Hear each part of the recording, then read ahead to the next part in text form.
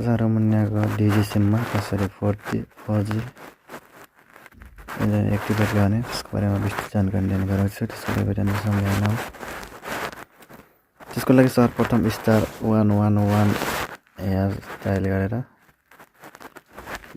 Click गर्नु होला।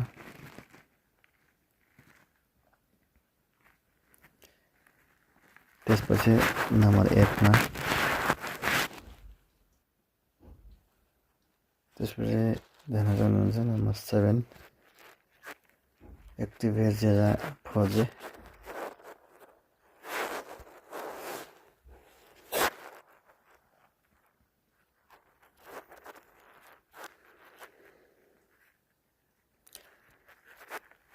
यसरी आज प्रोजेक्ट गर्न सक्नुहुन्छ।